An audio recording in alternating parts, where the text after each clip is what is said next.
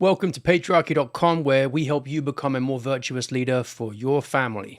Couples who argue about finances at least once a week are far more likely to get divorced. So, in today's masterclass, we're going to look at ways to handle money properly, how to lead financially. Here are 3 simple, straightforward pillars to success that you can implement today. Now, the first one is to really emphasize openness. This starts with tracking all income and expenditure. If you don't know what's coming in and what's going out, you can't actually account for it properly. You can't measure it, and you can't measure your financial progress either. So make sure you're doing that. And remember, when you start to track things and you're talking about expenditure, the arguments about money aren't really just about money.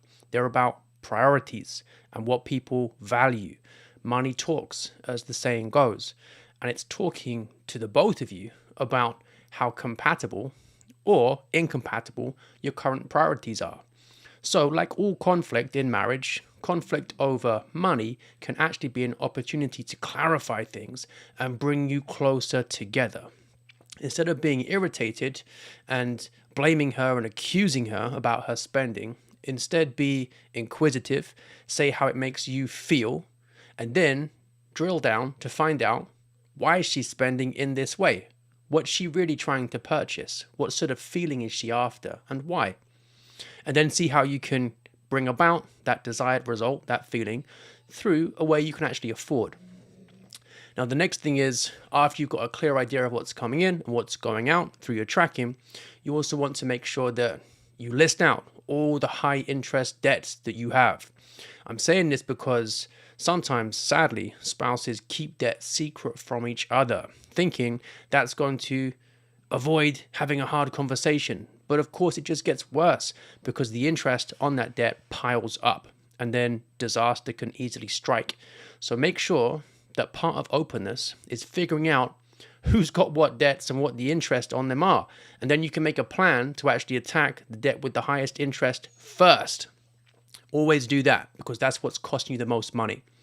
Now, after you have your debts paid off, the next thing to focus on is going to be getting into the habit of saving. The number one difference between people who make a financial mess and people who build wealth is that the people who build wealth save, because the money you don't spend is the money you can actually keep and use as a tool to build wealth for you. So it's extremely important that you emphasize saving. Studies show that if people make this one change, just saving even a tiny bit per month, everything else about their financial lives starts heading in a positive direction. So I can't stress enough how important this is. I would recommend, after you've paid off debt, aiming for something like 3 to 6 months emergency fund of living expenses saved up. Then once you've got that, you can move on to more advanced financial goals. But even having 3 to 6 months of living expenses saved is going to create massive peace of mind compared to living month to month, and it will put you way ahead of most people who don't even have 1 month of living expenses saved. So this should be very high priority. Now, a couple more things that I think could be really useful here. If you implement something like what's called the 50-30-20 rule in personal finance, this could be a good way to actually start getting things on track. So this should be around 50% of your income gets allocated to needs, just your necessities. Things like your mortgage payment, your regular bills, your car payment, etc. Really try and keep those to around 50% of your income. Then around 30% or so can get allocated to the conveniences, things you want but don't really need. And then hopefully around 20% for either debt payoff or savings. So agree a plan roughly like that. You might want to shift the percentages slightly. I know some people can't make 50-30-20 work. Ideally, that would be great, but you might need something more like 60-30-10, in which case that's okay. At least you're saving something. At least you're paying off some debt. But ideally, 50-30-20. Now, once you've got that in place, you're starting to get good momentum. You're building towards an actual financial vision, and it should be one that you can both really buy into and get excited about. And then we move on to number 2, second pillar, which is alignment. We spoke about how money is really to do with what people value, because we spend money on what we value. And arguments about money are really because one of you thinks the way the other one wants to spend money is a waste, right? So a guy might think that going on lots of date nights, for example, is a waste of money because to him, it's just frivolous, right? It's just wine, food, or whatever.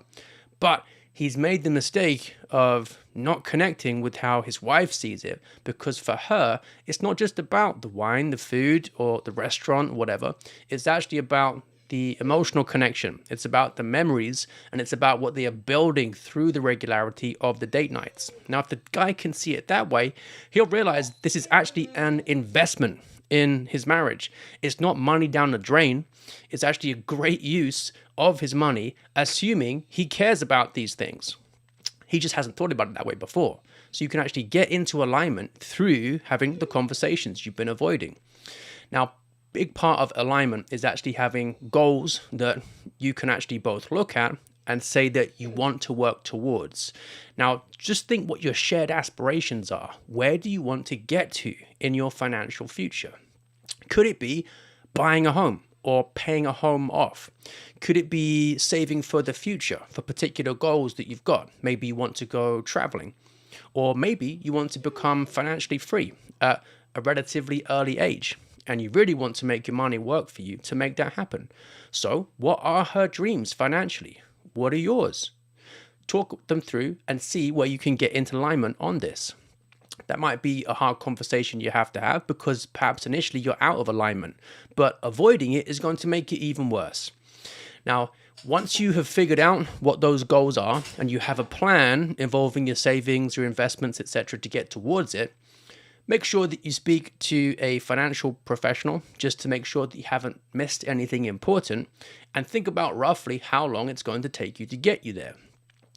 You might also want to think about some big picture planning for your family overall. So, for example, life insurance or critical illness cover. What would happen if you were to get really sick and couldn't work? How would you provide for your family?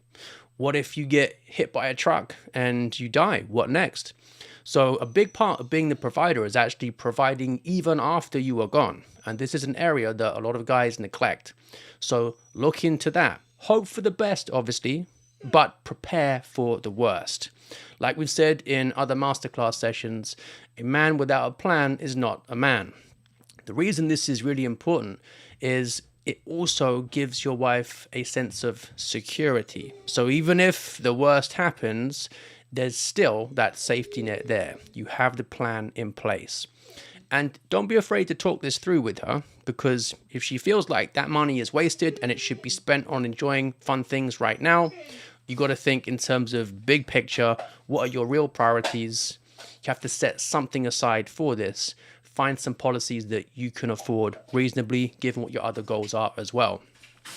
Now, with the investments, most people are going to be best off diversifying and also using passive indexing.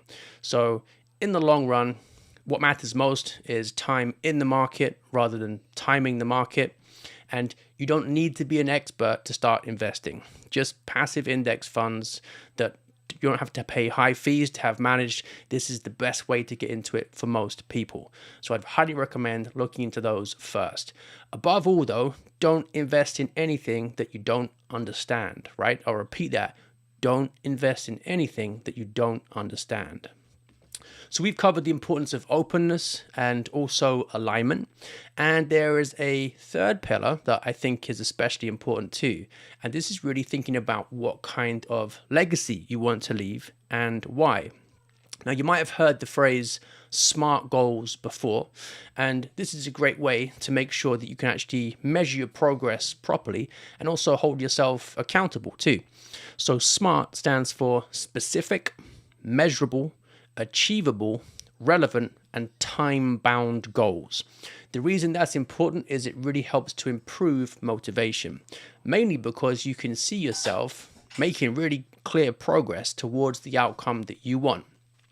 So, what is the legacy you want to leave? this is a great question for any married man, because part of patriarchy is actually providing for not just your kids right now, but your kids when they have kids and your grandchildren too.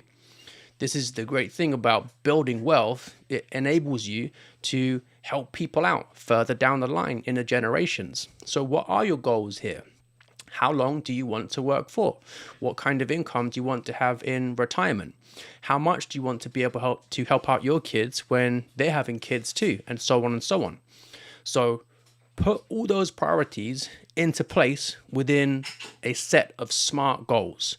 How long is it going to take? What steps do you have to take to get there? How are you going to do it? For some guys, this might actually bring the very hard reality check that you have to increase your income, right? So you might need to start investing in yourself so you get more skills, more qualifications, more experience, so you can actually bring in more money, because saving is great, but it can only take you so far.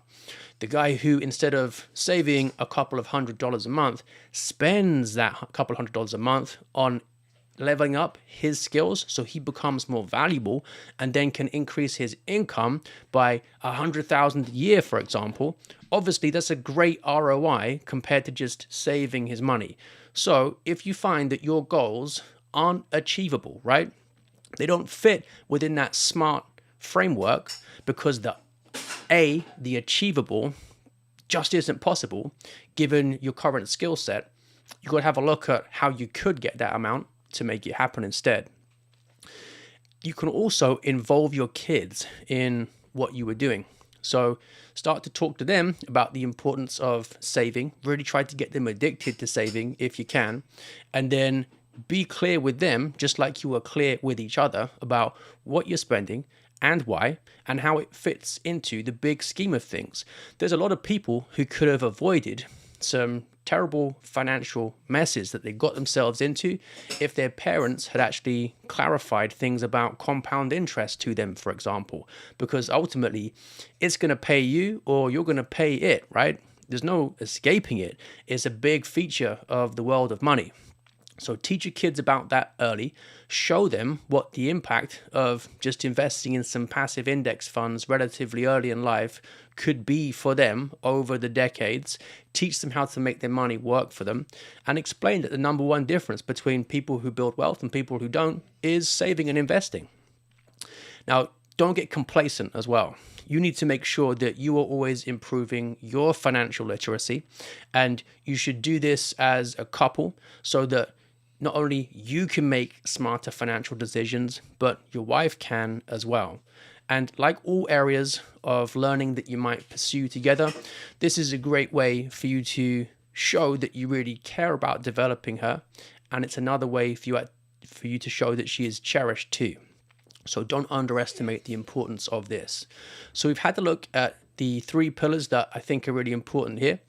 And if you've enjoyed the material so far, then head over to patriarchy.com/start. You get Zoom calls with me, proven courses on all aspects of leadership in marriage, and a Christian brotherhood of men you can connect with to help you grow in these areas. It's great value because you get 24/7 support for only $9 a month. Get in now while you can, because to increase our impact and find more men, we're going to be starting some paid advertising soon. So we'll have to increase the price to pay for that. This is about the mission that we are trying to promote here, trying to involve as many men as we can so we can build stronger marriages for stronger families and stronger societies. So that price is going up significantly, but if you join today, you can lock in for just $9 a month. On day 2, covering this material, we'll look at specific ways to apply it to your marriage. So these are just general principles. If you're having special difficulty applying any of them, I'll help you out with that so that we can get the changes and the results that you want to see. Now, if you've got any questions about what we covered today, drop them into the comments. So we looked at openness, alignment, and legacy. Hopefully everything is straightforward. If you'd like to talk about anything in more depth, then I'll see you on day 2 of this masterclass on how to lead financially inside the patriarchy.com school group. Remember, head over to patriarchy.com/start to access that. Great value. You'll get all the information you need there to be able to progress as a leader. And in day 2 is where we can apply these concepts to your situation to help you improve financially as a leader. All right, excellent. Thanks for watching, and hope to see you in day 2's class in a week's time inside the group. Take care.